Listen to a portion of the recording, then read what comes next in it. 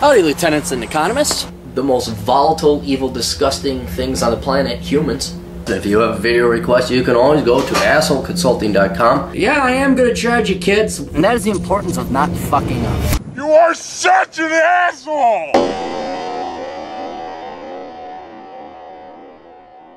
Everybody, the old captain here. We got a quick little request, but it may be a lengthy answer. And that is, what do you think of the idea of a universal global currency, kind of like the euro, but over the whole world instead of just Europe? Would that be a good thing or a bad thing? Would it benefit the economy or would it be bad for the economy? Okay. So we're talking intranatural, supernatural. All right, Latin is not that good.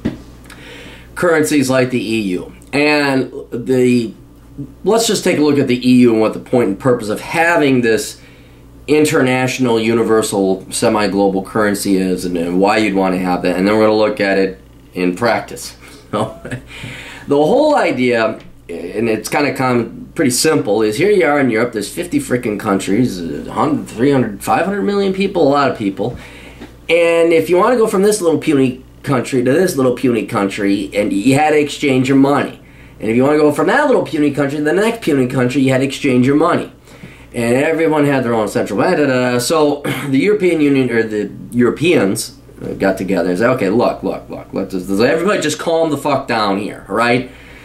Why do we have all these different currencies? We're Europe, we're kind of more or less the same economic region. Why don't we just come up with one currency and we don't have to dick around with exchange rates? I think this will be a lot simpler. We just kind of get our passport stamped and your way through. And in Europe, they didn't do that. Like when I was driving through Europe, they're like, yeah, fuck it, you're terrorists, come on in, we don't care. I'm like, hey, you.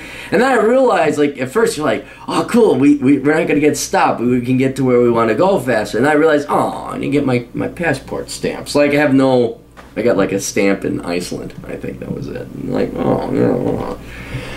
So you understand the efficiencies of it, you know, and then that would, I don't know, various estimates determine, contracts are written in one currency, your suppliers are all from the same currency, you don't have someone from Belgium, you don't have someone from Germany, you don't have someone from Romania, they're all under euro, the contracts are standardized, so what, 1 to 2% extra a year, and exponentialized, if that's a word, over the course of years, compounded over the course, that's some serious economic growth. So it's like, hey, this is an efficient thing that it's just a standard. It's just a standard we should operate by. And so that was the point and purpose of doing it there.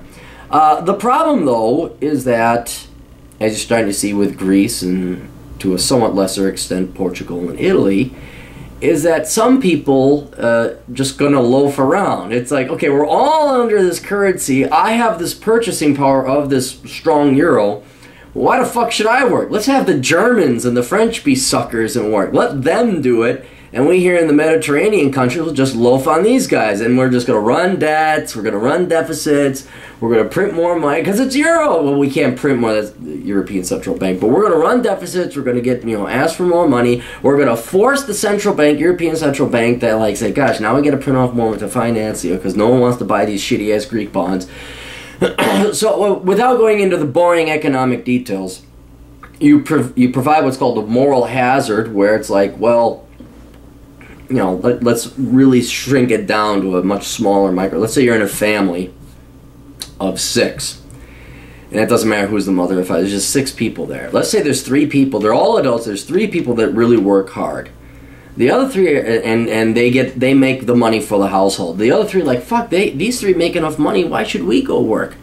They are providing the economic production to give the value to the currency that we get, that we can now go and buy other shit ourselves. Think of a trophy wife. It's very much like that. It's my husband does all the work, he provides the value, I just live off of it. And so when you look at any, especially fiat currency, the only thing that gives a fiat currency real value, and therefore its purchasing power, which provides you your standards of living, is the production that goes from that region, those countries, that currency is usable in.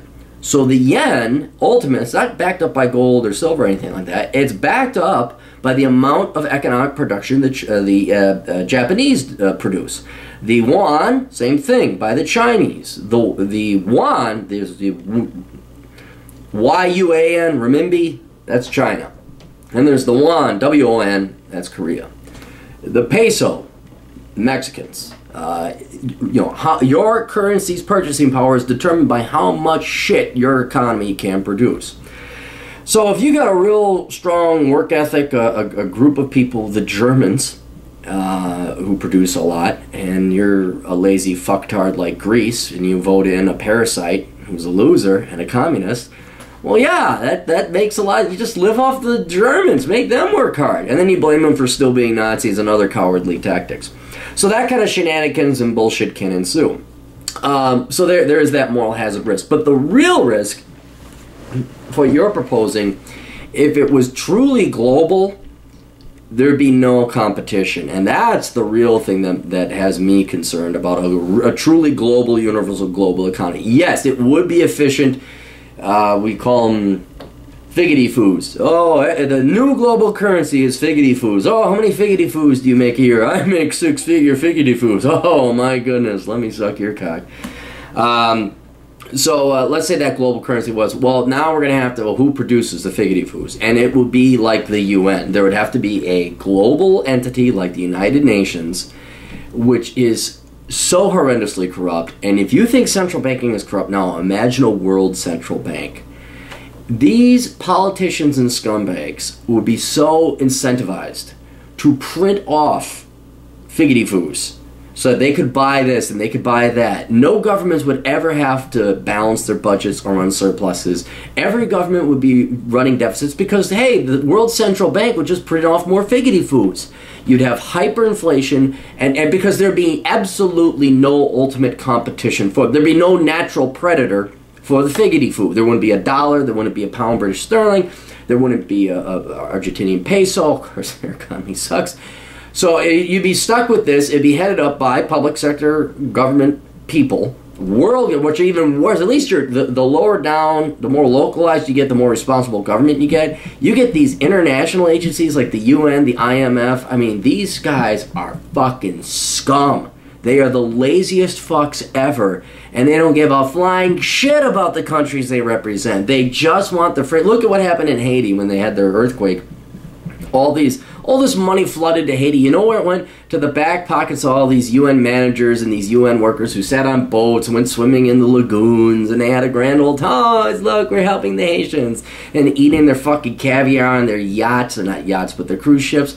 That's the type of people that be in charge of a global central bank, and they just would print off money like that. I guarantee you. So that's the true risk. Now, interestingly enough, though, there already kind of has and currently does exist a de facto global currency, and that's the world reserve currency. And throughout the course of time, one country, and therefore its currency, would become more dominant and preferable over all others. And you would want that. You want this reserve global kind of default currency because at least it's a standard that you can trust in. So for a while it was the US dollar. Okay, and today it still is the US dollar, more or less, because no matter how bad things are here, you look at the rest of the world, it's even more fucked up. Like, there was worry about the BRIC countries. What was it? Brazil, Russia, India, and China. And they were saying, oh, look, these guys are going to form. Because they have every right to as well. I mean, the United States, you look at the dollar, at the rate the government is printing off money, and how we're getting lazier and lazier, and economic growth is going down. Oh, the dollar, when I say dollar, I don't mean dollar. Look at the American people. Look, when I say Indians, don't look, or rupees, don't think rupees, look at the Indian people. Because that's the people that have to give that currency value. So if you look at Americans, oh, are we fucking losers? Our economic growth is going down the toilet. We vote in fucking parasites like Barack Obama. We champion our losers and our parasites. We're all about the single moms. Fuck the IT nerd who works hard and creates the latest gadget.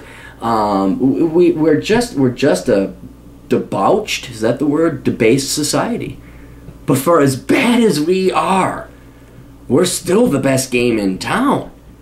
Again, Brazil, Russia, India, China, look at the corruption. That's what I look at, because you want to look at what's going to deliver value to the currency. Look at their corruption scores. They're horrendous. Horrendous. We're not the greatest either. We ain't no fucking Norway. But we're no fucking China. We're no fucking Russia. So, regardless, some people want to form their own currency, get contracts like the original intention to have a global currency, right? Contracts in standard currency, payment in standard currency, be able to go over the world and buy in these standard currencies. They want to have a rival to the US dollar. I don't think it's going to work, but the incentives were the same for that efficiency's sake and to also get off the dollar standard. Where was I going with this? Oh, but without consciously putting together a world bank or world central bank and a new figgity-foo world currency, it already does exist, and right now it is the dollar. So and this is a very interesting phenomenon you can do. You can go to Jamaica with US dollars. They'll take them. Try that with Canadian dollars. They won't. Well, sometimes they will because Canada's treble down there. Try with Chinese yuan. They won't. You can pretty much take US greenbacks anywhere in the world and people will do something for them. And so that shows you that there is effectively a de facto world currency. Another thing, gold and silver. What was it? I think ISIS was printing off gold coins. That's a wiser policy than the fucking Federal Reserve, I'll tell you there right now. I actually have respect for ISIS in that regard. That's like, well, bravo indeed. Well, yeah, who's going to turn down gold or silver? You'll just look up whatever the price is in your local currency, and you'll fork over that amount of your rupees or whatever else have you, and then you'll take that actual silver or gold. So there, and before all this, the British sterling, that was the world reserve currency, and I think even we could go back to Roman times, whatever the Roman currency was. I don't know, go back that far. The Mali Empire, it was salt. I mean, you can go back and see in the world that at times different countries or empires had the world reserve currency, and so it naturally forms on its own. So, whereas, yes, on theory, it makes perfect sense on paper. Why the fuck do we got 50 different currencies? The reason you have 50 different currencies is because you have 50 different peoples who have different values, different cultures, different ideas, different religions, different philosophies that are all going to result in different levels of economic production. And if you all house them under one currency, there's going to be parasites and excess producers. There's going to be slaves and masters. And so it's unfair in that regard. But the real risk of having this theoretical global currency is just how it would be, the people that would be put in charge of it are going to be the most corrupt. You're going to have hyperinflation right off the bat, and then you're really going to throw the world economy into the recession. It's one thing if Argentina decides to be dipshitty and go and fuck up their currency or nationalize their peso, and that just fucks up Argentina. It's another thing if Mexico decides, oh, we're not going to pay our debts and we're going to print off our currency. Okay, fuck up your currency. But Greece has potential to, like, take out the entire European Union. And if you have a global currency where all 176 nations have to use it and it's hyperinflated, we're all fucked globally. So anyway, hopefully that we learned a little bit about, international currencies and a theoretical global currency, and a little bit about central banking as well. Toodles.